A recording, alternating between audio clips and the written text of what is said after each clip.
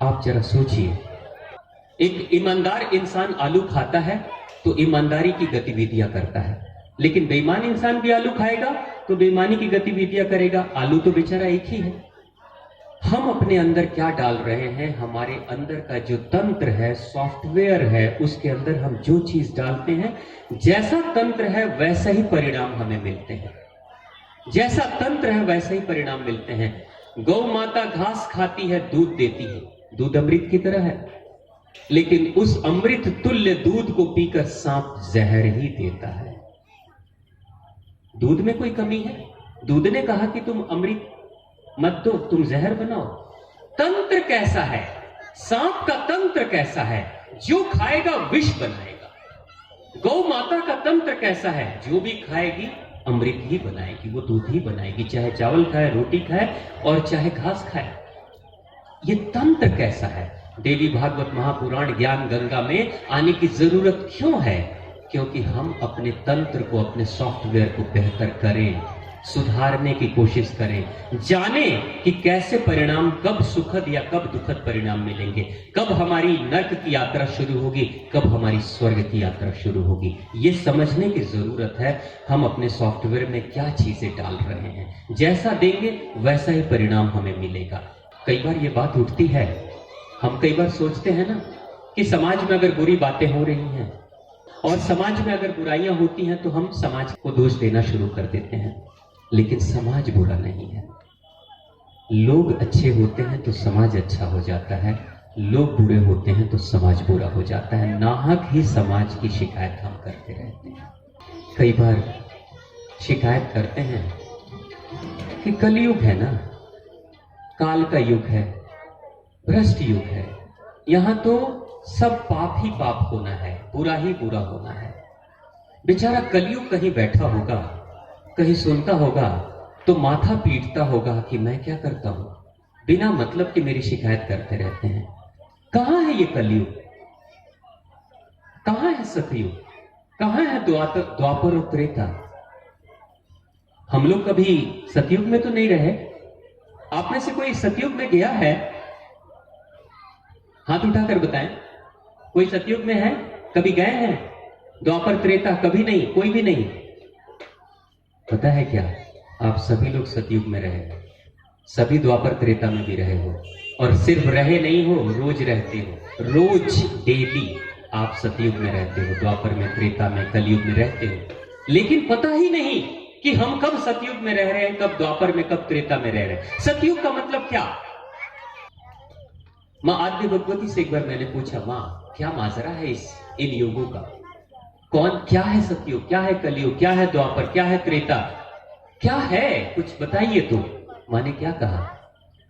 कुछ अलग नहीं है, सिर्फ प्रतिशत का फर्क है, सही और गलत के प्रतिशत का फर्क है। सतयुग का मतलब क्या? अगर 100% है तो 80% सतयुग में सत्य होगा, धर्म की बातें होंगी, सच्चाई की बातें होंगी, लेकिन 20% अधर्म की भी बातें होंगी सतयुग में भी। अगर सतयुग को हम कहते हैं कि सतयुग में सिर्फ सत्य ही सत्य होता था, तो महिषासुर कहां से चला है? मां भगवती को क्यों प्रकट होना पड़ा? शुंभ निशुंभ राक्षस कहां से पैदा हो गए? चंड मुंड क्यों पैदा हो गए कि मां को उनका वध करने के लिए मां को अवतरित होना पड़ा? कहां थे ये लोग? सतयुग में सब कुछ सत्य ही सत्य चल रहा था, तो राक्षसों की क्या जरूरत थी वहां पे? वहां भी असत्य होता था, प्रतिशत की कमी थी। कम प्रतिशत में लोग असत्य पे थे, ज्यादातर प्रतिशत के लोग सत्य पे थे, धर्म के राह पे चलते थे। लेकिन सतयुग के बाद जो दूसरा युग कौन सा आया? त्रेता। सतयुग के बाद दूसरा युग त्रेता आया। त्रेता कैसा था? सत्य का प्रतिशत कम हुआ और असत्य का प्रतिशत और बढ़ गया, यानी उसमें राक्षस की संख्या थोड़ी और बढ़ गई त्रेता में। इसलिए तो भगवान श्री राम को कसम खानी पड़ी, अपने गुरुवर को कहना पड़ा, गुरुवर को कहना पड़ा कि मैं, हाथ उठाकर शपथ उन्होंने ली थी कि मैं राक्षसों से इस पृथ्वी को मुक्त कर दूंगा। यानी कि वहां पे भी सत्य वाले लोग थे और असत्य वाले लोग थे, लेकिन वहीं पे अगर जब द्वापर की स्थिति आई है, जब भगवान श्री कृष्ण का युग आया है, तो भगवान श्री कृष्ण के युग में भी राक्षस हैं, वहां भी कंस है, वहां पे भी दुराचार हो रहा है, वहां पे भी हमारी घर की बहुओं का चीरहरण हो रहा है, वहां भी असत्य और सत्य दोनों चल रहा है। और कलयुग में भी सत्य है। 100% तो कभी नहीं कहा जा सकता कि 100% कलयुग में पाप ही पाप बढ़ रहा है। अगर 100% लोग पाप कर रहे होते तो ऐसे आयोजन क्यों होते, भगवान की कथाएं क्यों होती, मंदिर क्यों बनते, पूजा उपासना व्रत उपवास हम क्यों करते? इसका मतलब सत्य यहां पे भी है। तो जब सत्य और असत्य, सतयुग कलयुग द्वापर त्रेता सब में है, तो अकेले बेचारे कलयुग को क्यों बदनाम कर देते हैं? सर पीटता होगा ना, रोता होगा ना कि सबसे ज्यादा बदनामी मेरी की गई है, क्योंकि सारा गलत काम इंसान करता है और बाद में कहता है कि कलयुग ने गड़बड़ किया। कब रहा है, कब हम रहते हैं? सुबह उठते हैं, माताएं मैं आपसे पूछता हूं, सुबह जब आप उठती हैं तो लड़ाई करने का मन करता है? नहीं, सच्ची आप लोग को लड़ने का मन करता है सवेरे सवेरे? अगर कोई लड़ता है समाज में, आपके पड़ोस में कोई लड़ता है, तो लोग क्या कहते हैं? आप लोग क्या बोलते हैं? पड़ोसी लड़ रहा है तो आप क्या कहेंगे? अरे सवेरे सवेरे राम राम का वक्त है, लड़ाई कर रहे हो, बोलते हैं कि नहीं? ऐसा बोलते हैं ना समाज में, सुबह सुबह मत लड़ो। आप भी बोलते हैं ऐसा? माताएं कहते हैं आप लोग, मतलब सुबह सुबह लड़ने का वक्त नहीं है, बाद में लड़ लेना, सवेरे नहीं, राम का वक्त है, भगवान का नाम लो, पूजा पाठ कर लो, है ना? एक बात बताइए, बेईमान से बेईमान इंसान भी जो चोरी करने के लिए योजना बनाता है, किसी चोर को भी जाकर अगर चोर मित्र कहेगा सुनो ना चलो आज चोरी किया जाए इस घर में, तो कहेगा अरे सुबह सुबह राम जी का नाम लेने की जरूरत है, भगवान का नाम लेने, तुम चोरी की बात कर रहे हो।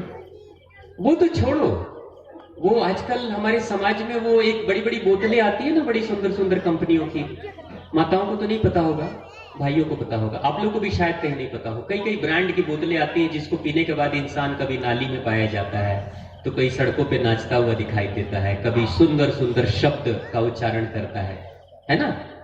कोई सुबह सुबह कोई मित्र लाकर दे दे आपको, आप अच्छे लोग हैं, लेकिन अगर सुबह कोई पीने वाले को अगर कोई लाकर दे कि चलो पीते हैं, तो वो मना करता है, अरे सुबह सुबह यही काम करना क्या, हटाओ इसे, ये सब अभी नहीं करना। सुबह में, सुबह सवेरे सभी मंदिरों के पट खुल जाते हैं, खुलते हैं कि नहीं?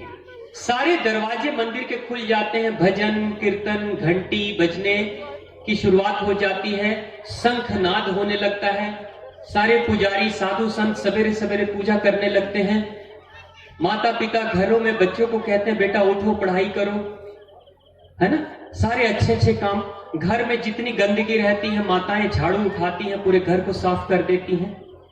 अपने तन को साफ करने के लिए हम क्या करते हैं? शौचालय जाते हैं, स्नान करते हैं, ब्रश करते हैं, आंखों को मुंह को धोते हैं, और कल बताया था 1.25 लीटर पानी भी पीते हैं। आपने पिया? कितने लोगों ने पिया? हाथ खड़े करें। आप लोगों ने पिया 1.25 लीटर? 1.25 लीटर पी लिया, बहुत बढ़िया, बहुत अच्छा, सबके लिए एक बार ताली बजा दे, बहुत अच्छा। जरूर पिया करें, बहुत मुश्किल है, लेकिन इसके अच्छे परिणाम आपको मिलेंगे आने वाले कुछ 6 महीने के बाद, पता चलेगा कि ये कितनी बड़ी चीज है। देखो मैं एक छोटी सी बात बताता हूं, शरीर की समस्याएं जब तक खत्म नहीं होगी ना, तब तक भगवान की तरफ एक कदम भी आप नहीं बढ़ा सकते, ये भी सच्चाई है। शरीर वाहन है, और शरीर अगर चलने से इनकार कर दे तो हमारी कहीं कोई यात्रा नहीं होती। तो हम सुबह सुबह क्या करते हैं? सारी गंदगी को सुबह सुबह निकालने की और गंदगी को अपने से दूर करने की कोशिश करते हैं। रात्रि में देखा आपने, रात में जब आप सोते हो तो क्या होता है? जब इंसान नींद में होता है तो शरीर का पूरा तंत्र शरीर को अंदर से शुद्ध करने के लिए शरीर की सारी गंदगी को बाहर निकालने की कोशिश ये तंत्र हमारा करता है।